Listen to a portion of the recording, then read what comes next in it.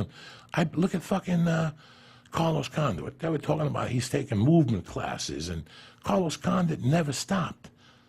Never stopped. And Or something like he had like 500 strikes or something. you know, people always That's go, "Well, crazy. I'm taking time more." What time are you taking? What have you done? What have you fucking done? There's no time off. You know?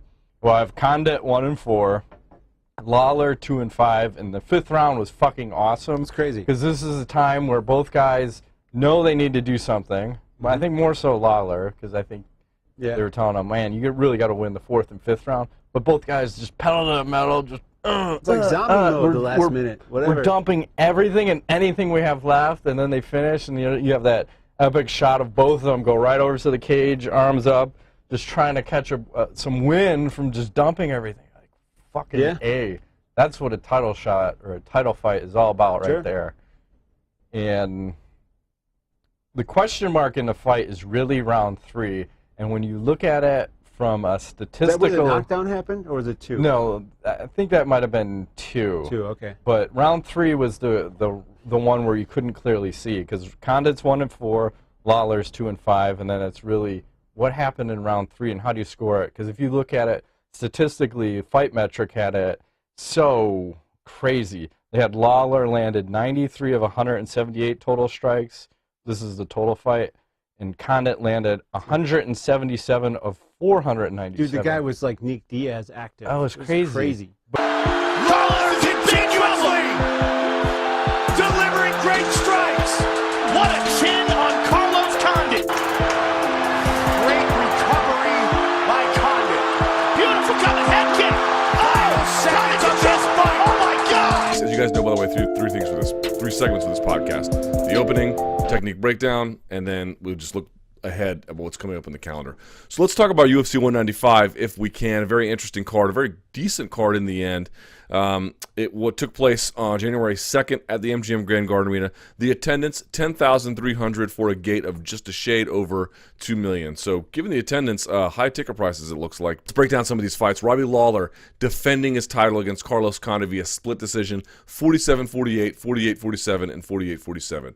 Okay, so let's talk about this fight. I had it 48-47 for Condit. Is it that we have the 10-point must system, while not perfect, is certainly good enough with the right kind of, depending on your perspective or if you watch American football. Here's the truth about things. There are 32 teams in the NFL. There are not 32 good quarterbacks. There's 10 good quarterbacks. There's 15 okay quarterbacks. I mean, or I should say there's 15 total who are okay or better. And that's really about it. Once you start getting to the bottom 10, these are people who are not great at all. The ring mat at the very top of the cage. But what did they do after that? Robbie Lawler held Carlos Condit's hand up. Like this guy is a beast, like we put on a show for you guys. And that judging is similarly situated. Ultimately judging something based on performance. And not performance in like you ran a mile in 5 minutes. I mean performance art, not performance science. As long as you are judging performance art and not performance science or performance metrics, it is insanely difficult to do correctly. Because Lawler wears it really well. We don't know how much they hurt. We don't know what kind of damage they did. There are some strikes that were pretty clear. Robbie Lawler getting wobbled late in that fight. Not once, but twice, actually. So that out of the way, 1-3-4 Condit, 2-5 Lawler is kind of how I had it. In terms of the strategy there, I thought Lawler did a really good job for a lot of that fight, even though I thought he was losing. I thought his ability to connect inside, whenever he was able to get Condit to connect to 1 or 2 punch, or to finish a combination, I should say, with his hands, he often had Condit out of position, off balance, and was able to drill him a lot. I have to give Condit a lot of credit for what I thought was, the volume. I thought was a really brilliant strategy. Not because in the end you can look at a sheet and say, well, Condit outlanded 2-1. So what? We don't know what those 2s to the 1s really matter. It's very, very hard to tell. If you outland someone and it's not abundantly clear that what they did landed more dramatically, and again, these are all just guesses, then you deserve to win the round. But if there's any kind of, your volumes, your 5 could be not even equal to their 1. Your 20 could not even be equal to their 1 necessarily. It's very, very hard to tell what these punches are doing. Are they deterring your offense? Are they causing you physical pain? Are they limiting your mobility? Are they limiting your defense because it hurts to put your arm in certain places? What's all happening here? We really don't know. We're dealing with very, very incomplete information.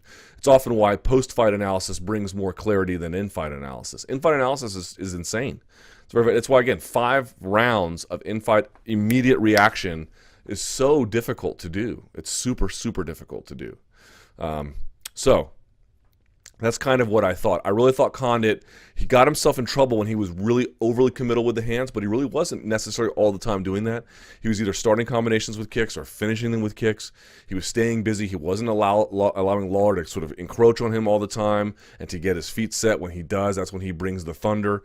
Condit took away a lot of that. I like the fact that this fight basically never took place on the ground. Some actually, once or twice decent takedown defense from Carlos Condit. So a lot to chew on there. I believe intermediate rematches in order. People were like, oh, we're so sick of rematches. And yes, you should be sick of rematches because they've been done to death. There's been a number of them that have no business being made.